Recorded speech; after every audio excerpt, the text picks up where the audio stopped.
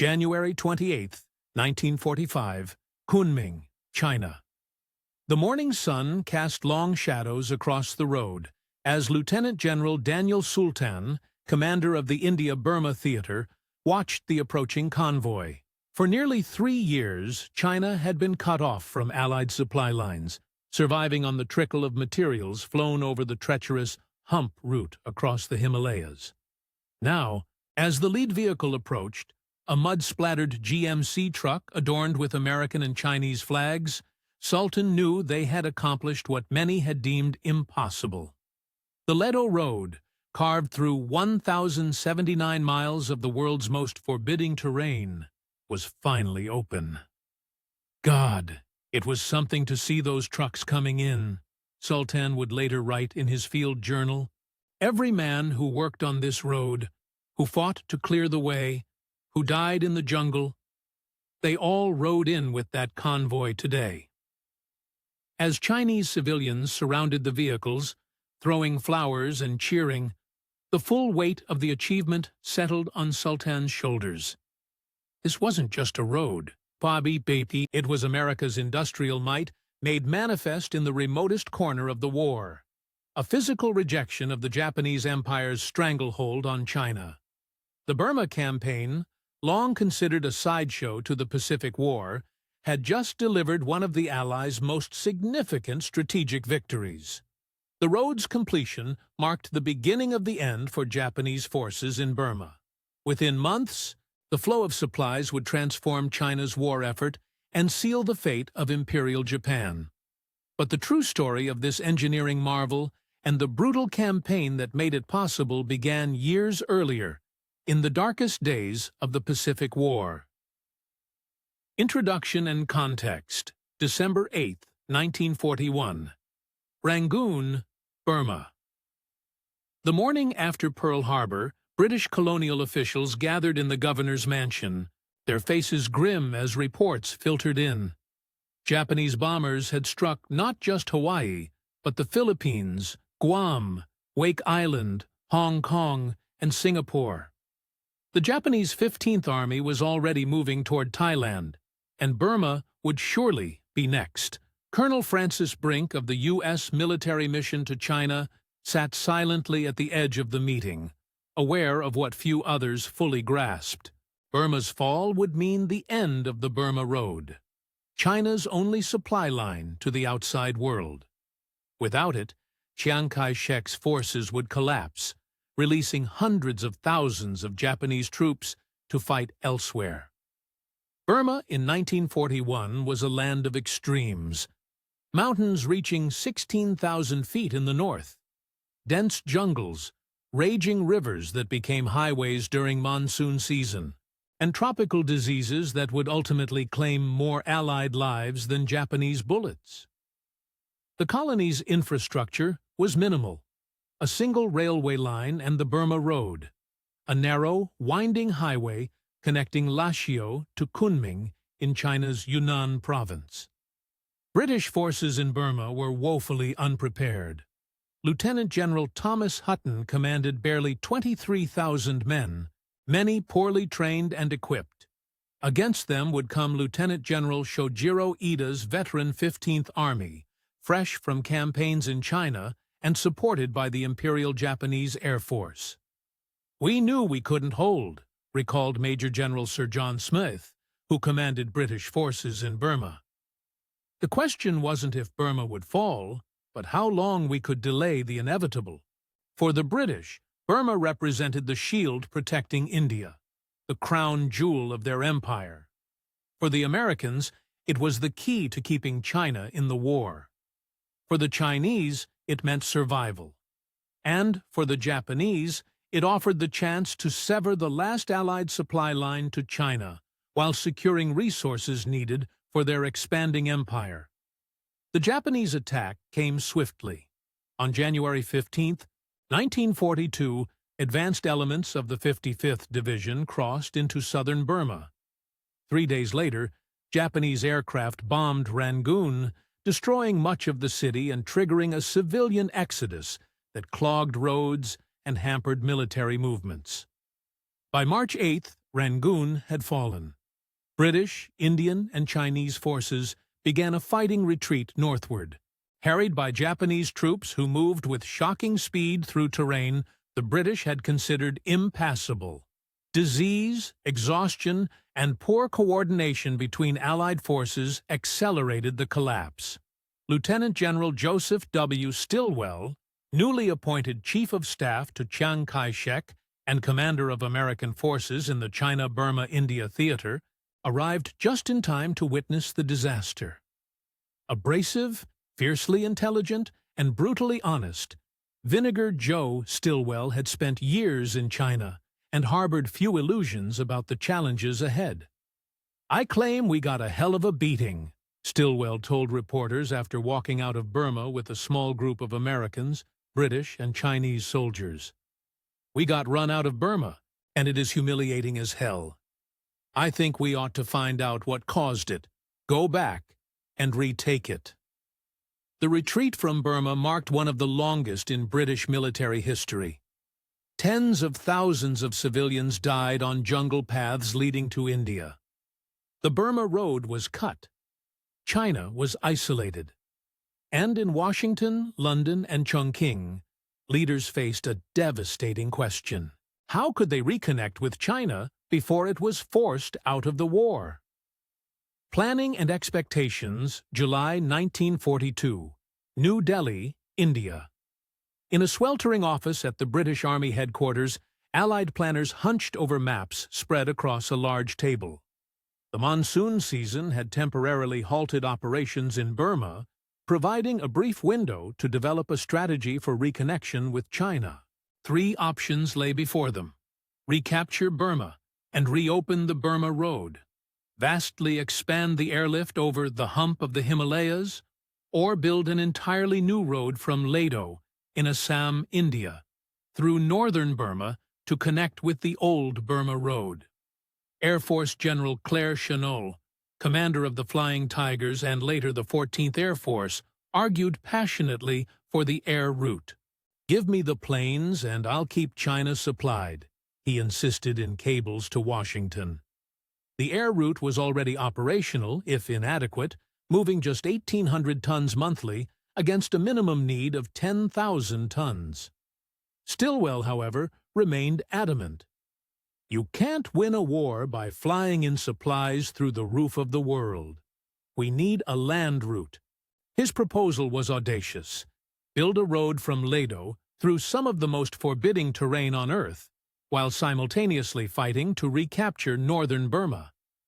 The British were skeptical, the Chinese cautiously supportive, and American engineering officers openly doubtful.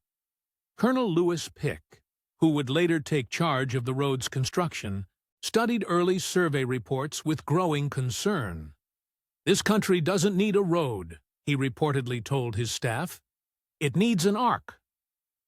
The proposed route would cross 11 major rivers, hundreds of streams, rise from the malarial Brahmaputra Valley, up steep mountains to passes higher than 7,000 feet, then down through dense jungle infested with tigers, elephants, and venomous snakes.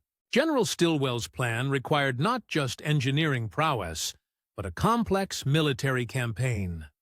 Chinese forces would drive down from Yunnan province in the east.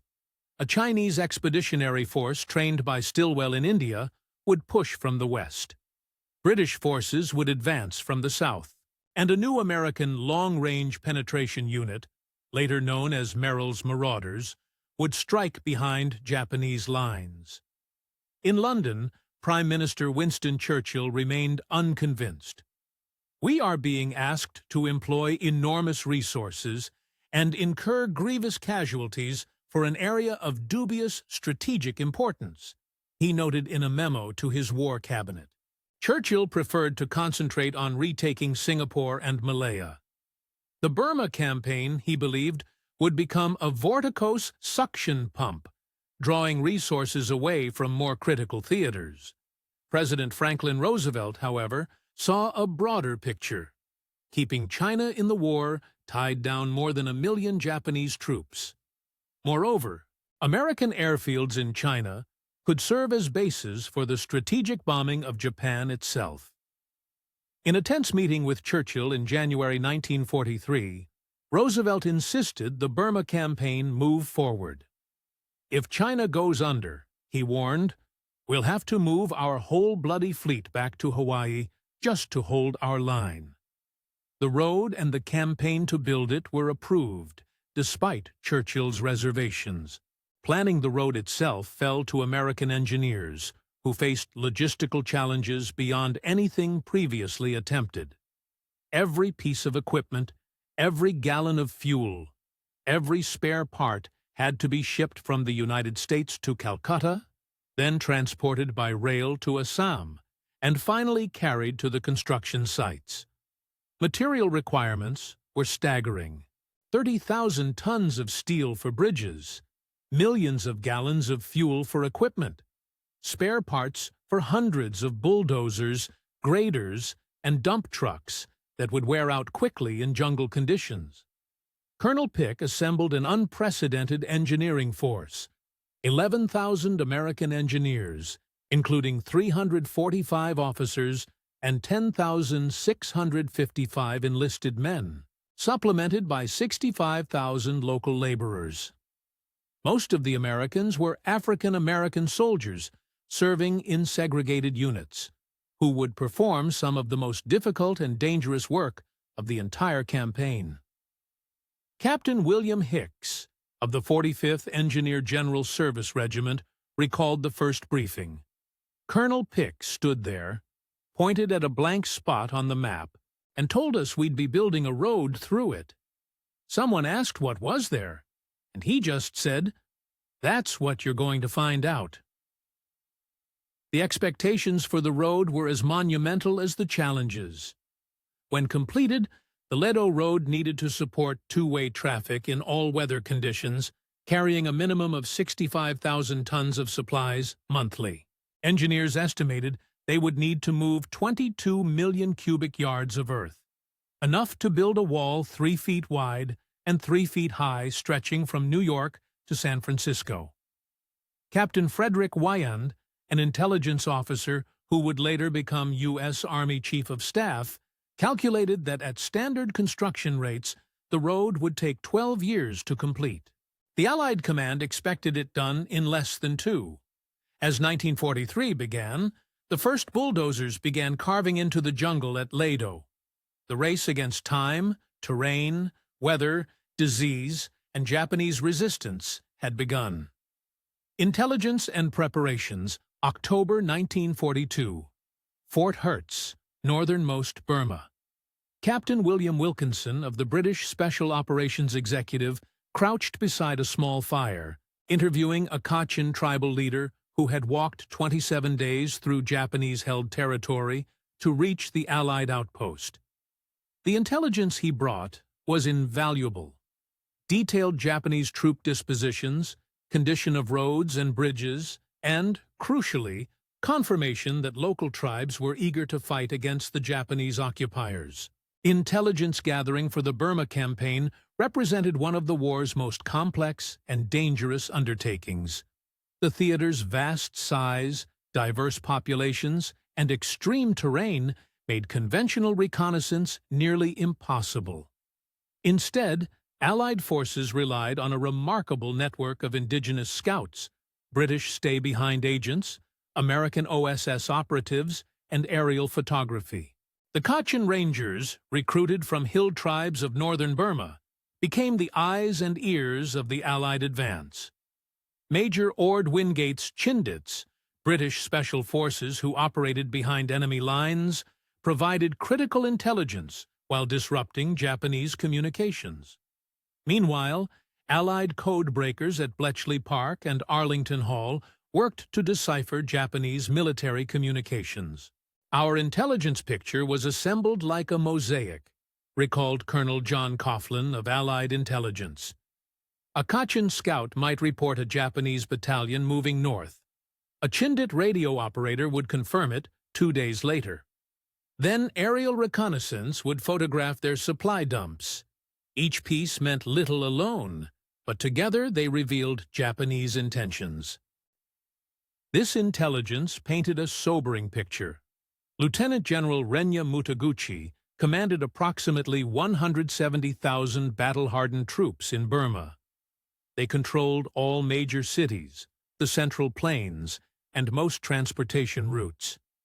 Their supply lines to Thailand and Malaya were secure, and they had adapted well to jungle warfare. But intelligence also revealed vulnerabilities. Japanese forces were stretched thin across the vast country. Their supply lines were extended, and they faced growing hostility from Burmese civilians who had initially welcomed them as liberators from British colonial rule. While intelligence officers gathered information, preparation for the campaign accelerated across India. At Ramgarh Training Center, Stilwell personally oversaw the training of the Chinese X-Force, the Chinese Army in India, consisting of the 22nd and 38th Divisions that had escaped from Burma in 1942. Using American equipment and training methods, these divisions were transformed into some of the most effective Chinese fighting units of the war. Stilwell was everywhere, remembered Lieutenant Zhang Wei of the Chinese 38th Division. In the rain, in the heat, watching us train. He expected Chinese soldiers to fight as well as any in the world, and he would accept nothing less. In the Himalayan foothills, Brigadier General Frank Merrill prepared a unique American combat unit for jungle operations. Officially designated the 5307th Composite Unit, Provisional, the 3,000 volunteers became famous as Merrill's Marauders. Their mission: long-range penetration behind Japanese lines to cut communications and create havoc, while regular forces advanced. Sergeant James Hopkins of the Marauders recalled their introduction to jungle warfare. They'd take us on 50-mile hikes with full packs, then have us set up ambushes at night. British jungle fighters taught us which plants would kill you and which you could eat. Cochin Scouts showed us how to move silently. By the time we faced the Japanese, the jungle felt more like home than hell. The engineering preparations were equally intensive. At Calcutta's port, ships unloaded an endless stream of construction equipment. 598 bulldozers, 229 road graders, 1,540 trucks, and thousands of tons of steel for bridges. Moving this equipment to Ledo required a logistical miracle, as India's colonial-era railways struggled under the burden. Colonel Lewis Pick established an unprecedented spare parts and maintenance system. In normal construction, you might wear out a bulldozer blade in 6 months, he told his maintenance officers. Here, you'll be replacing them weekly. Anticipating this, Pick ordered triple the normal allocation of spare parts and established repair depots at 25-mile intervals along the planned route. Medical preparations proved equally vital. Army doctors studied tropical diseases and developed protocols for everything from malaria prevention to leech removal. Field hospitals were established at key points, stocked with plasma, antibiotics, and anti-malarial drugs. Medical officers gave blunt briefings to troops. In this environment, a small cut could become infected within hours, and evacuation from forward areas might take days. We expected 30% casualties from disease alone, noted Colonel Gordon Seagrave, a missionary doctor who established forward surgical hospitals. The Japanese were dangerous, but the jungle itself was the deadlier enemy. By early 1943, preparations had reached their peak. In India, over 13,000 vehicles stood ready to support the campaign. Airfields for supply drops had been carved from jungle clearings. Forward supply dumps contained everything from ammunition to K-rations. Hospital beds for 15,000 patients awaited the inevitable casualties. The preparations reflected America's industrial might, translated to the front lines of the most logistically challenging theater of the war. While Japanese forces in Burma relied on limited supplies transported along tenuous routes from Thailand and Malaya, the Allies were creating a supply system of unprecedented scale. Captain Richard Hepner of U.S. Army Intelligence summed up the contrast in a report to Washington. The Japanese conquered Burma with soldiers carrying rifles and little else. We're taking it back with bulldozers, bridges, radios, hospitals, and airfields. This isn't just a military campaign. It's the industrialization of warfare on a scale the Japanese cannot hope to match. Opening actions, February 1944. Xingbuyang, Northern Burma. Captain Samuel Wilson of the U.S. Army Corps of Engineers stood ankle-deep in mud, watching as a convoy of trucks struggled through what optimistically passed for a road. After 13 months of construction, working through 2 monsoon seasons that turned everything to soup, the Ledo Road had reached its first major milestone. The Burmese border town of Xingbuyang, 34 miles from the starting point in India. 34 miles in 13 months, Wilson noted in his journal. At this rate, we'll reach China sometime after my grandchildren retire. The seemingly slow progress belied the monumental effort involved. Every mile required moving an average of 19,000 cubic yards of earth. Bridges had to be built over countless streams. During monsoon seasons, entire sections of newly completed road simply vanished in landslides. And all this was accomplished while fighting a determined Japanese enemy who understood the road's strategic importance. The military campaign to secure the road's path began with simultaneous movements on 3 fronts. From the west, Chinese forces trained by Stilwell in India began pushing east from Ledo. From China, Chinese armies started moving west into Yunnan province. And in central Burma, Wingate's Chindits prepared for a second deep penetration mission behind Japanese lines. The campaign's opening phase centered on clearing northern Burma's Hukong Valley, an area of dense jungle and swampland that one British officer described as 100 miles of bloody green hell. Here, the Japanese 18th Division under Lieutenant General Shinichi Tanaka had established strong defensive positions, determined to prevent Allied forces from advancing toward Myitkyina, northern Burma's key transportation hub. On October 24, 1943, the Chinese 38th Division began its advance into the Hukong Valley. Progress was agonizingly slow. Japanese forces fought skillful delaying actions, and the terrain itself became an enemy. Daily monsoon rains turned trails into muddy streams. Malaria, dysentery, and typhus swept through Allied ranks. Supply columns struggled to keep pace with the advance. Colonel Rothwell Brown, commanding the 330th Engineer Regiment, recorded the grueling daily routine. Up at Oro 500, bulldozers working by Oro 530, Japanese mortar fire by Oro 600. Work stops. Air support called. Work resumes by Oro 800. 12 hours cutting through jungle. Sleep in mud. Repeat tomorrow. The engineering achievements during this phase were remarkable. In many places, the road had to be carved from near vertical mountain faces. Bulldozer operators worked with one eye on their machines and another watching for Japanese snipers. Bridge construction over the fast-flowing Tarang River required driving piles 70 feet into the riverbed, all accomplished under sporadic enemy fire. By late December 1943, the campaign received a critical reinforcement. Merrill's Marauders arrived in theater. Their first mission would test both their training and endurance. While Chinese forces engaged the main Japanese defenses frontally, the Marauders would execute a wide flanking maneuver through supposedly impassable mountains to cut the Japanese supply lines. On February 24, 1944, the Marauders began their march. For 25 days, they navigated terrain that Japanese commanders had deemed uncrossable.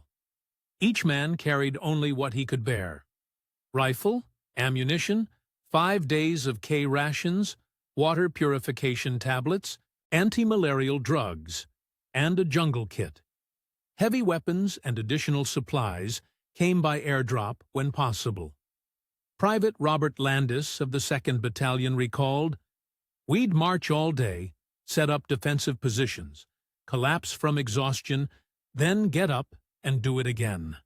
Men were dropping from exhaustion, malaria, dysentery. But we kept going because we knew if we didn't reach our objective, the entire campaign might fail." On March 3rd, the marauders struck the Kameng Road behind Japanese lines. The effect was immediate. Japanese units, suddenly cut off from supplies and reinforcements, were forced to retreat or risk annihilation. The Hukong Valley, after months of bloody fighting, was finally cleared. As Allied forces advanced, the road builders followed close behind. Colonel Pick instituted a remarkable system to accelerate construction. Engineers were organized into chains, with each responsible for a specific section. Heavy equipment operated 24 hours a day, with powerful lights allowing night construction. Advanced survey teams worked just ahead of Japanese artillery range, marking the route while occasionally engaging in firefights with enemy patrols. The road itself took shape as a marvel of wartime engineering. 36 feet wide in most sections, with a crowned all-weather surface, it could support traffic in both directions, regardless of weather conditions. Culverts and drainage systems were built to withstand the torrential monsoon rains. Bridges were constructed to military specifications, able to support Sherman tanks and the heaviest supply trucks.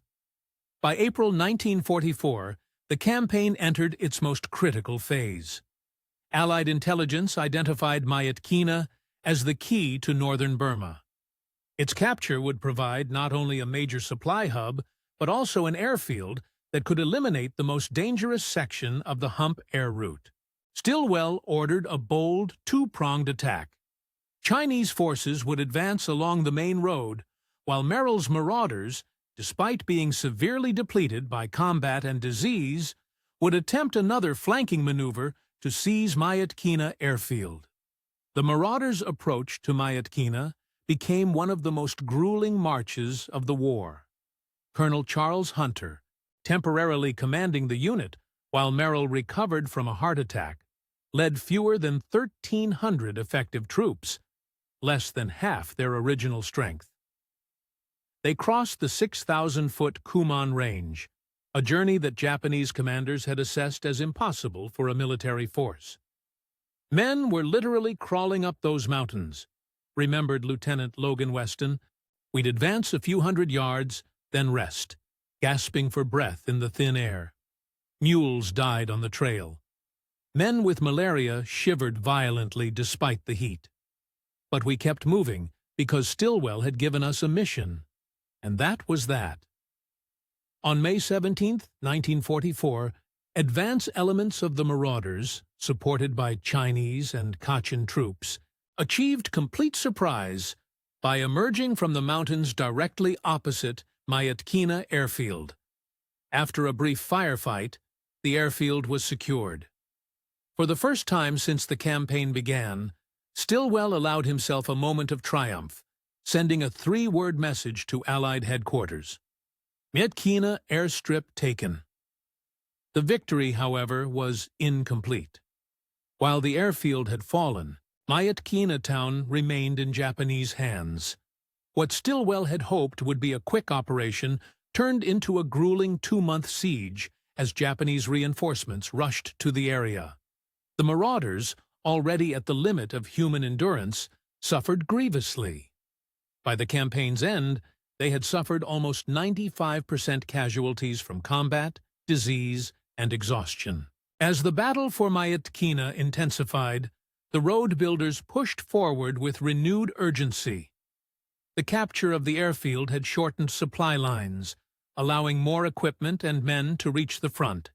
Despite monsoon rains that turned construction sites into quagmires, the road advanced at an increasing pace, sometimes reaching a mile per day in good conditions. Captain Wilson, watching a column of bulldozers moving through newly cleared jungle, reflected in his journal, We're not just building a road anymore. We're building a highway to victory. Every yard of gravel, every bridge, every culvert brings us closer to reconnecting with China and breaking Japan's stranglehold on Asia. August 3, 1944. Mountbatten, Burma. After 78 days of brutal siege, the Japanese garrison finally abandoned the town. American war correspondent Fred Eldridge watched as Chinese troops of the 38th Division raised their flag over the shattered remains of the administrative building. The fall of Mountbatten marked the decisive turning point in the Burma campaign, and with it, the fate of the Ledo Road. I've covered fighting across 2 continents, Eldridge wrote in his dispatch, but I've never seen men push to such extremes of endurance. What happened here wasn't just a battle, it was a contest of wills against both the enemy and nature itself. The capture of Mountbatten opened the way for accelerated road construction. Colonel Lewis Pick immediately ordered engineering units forward, determined to maintain momentum despite the ongoing monsoon season. His famous order to his engineers became the unofficial motto of the entire project. The road is going through. It can be done. It will be done. It's going to be done by this outfit, and nothing in hell can stop it.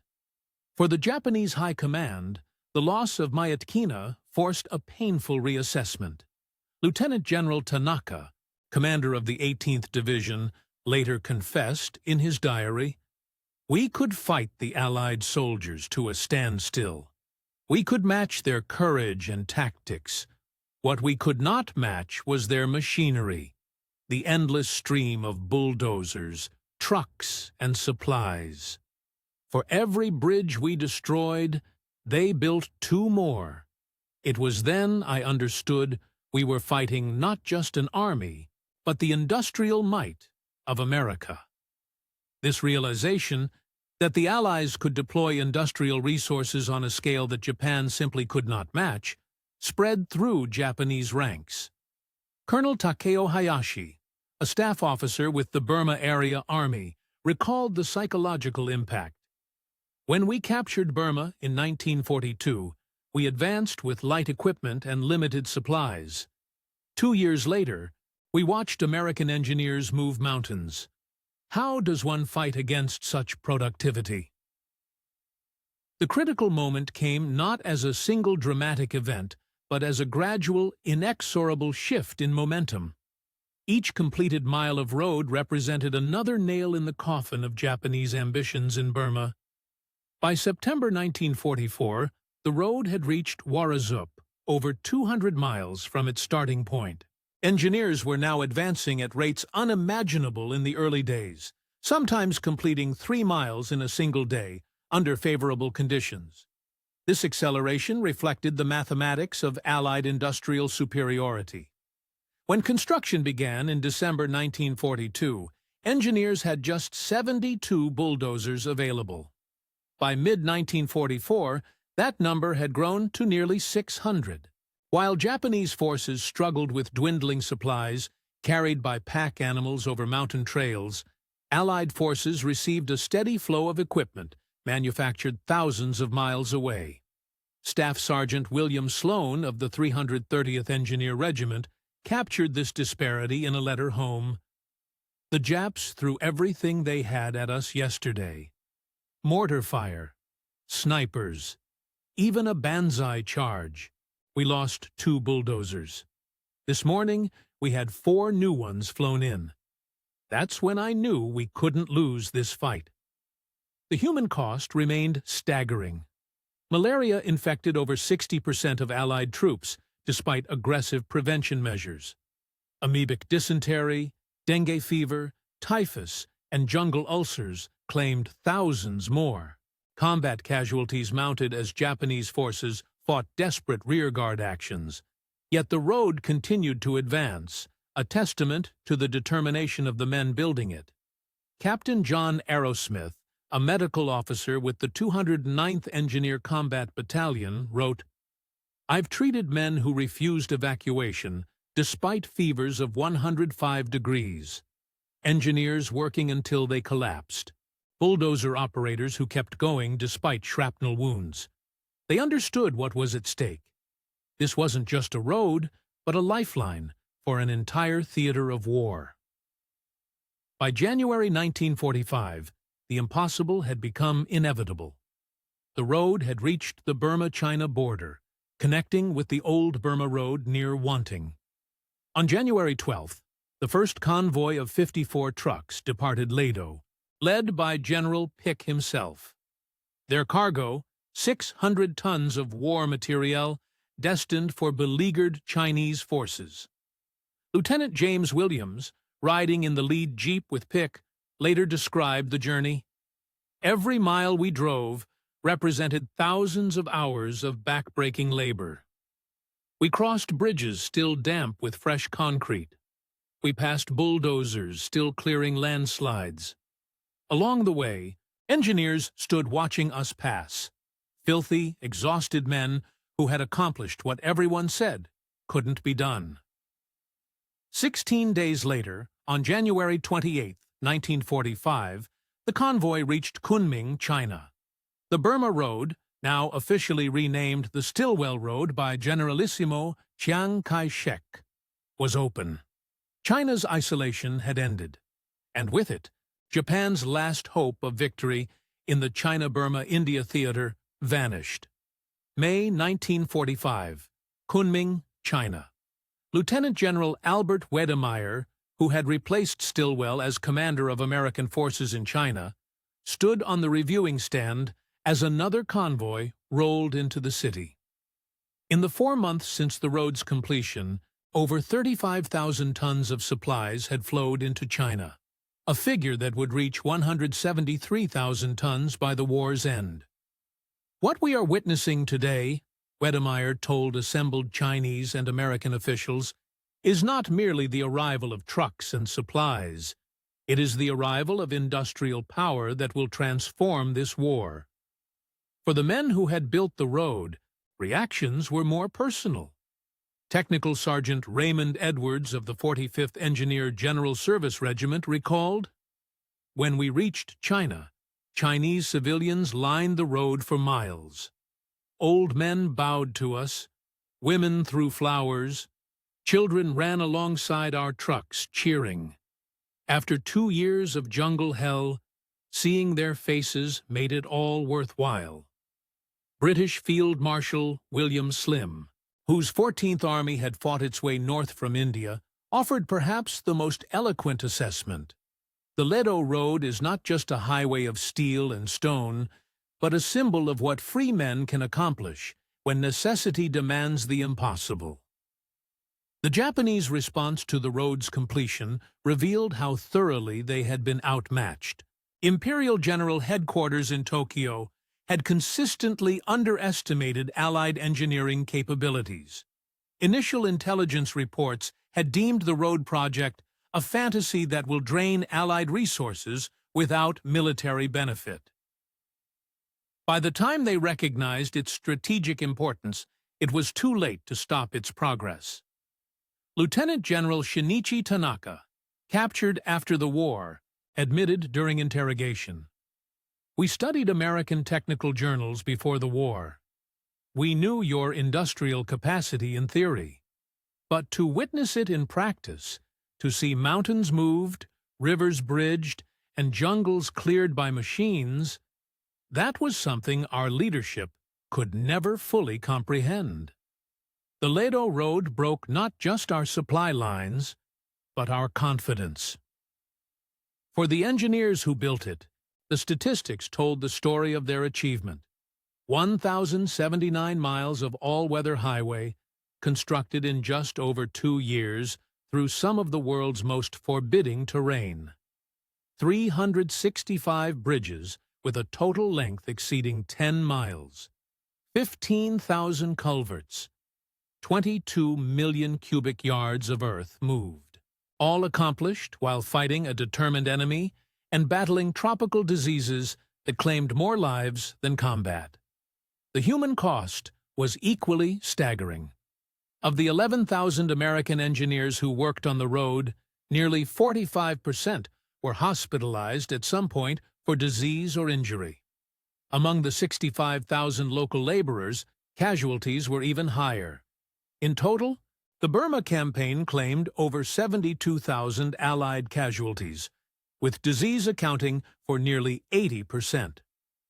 "We paid in blood for every mile," wrote Sergeant Paul Miller of the 330th Engineer Regiment, "not just from Japanese bullets, but from jungle fever, from accidents, from exhaustion that pushed men beyond human limits.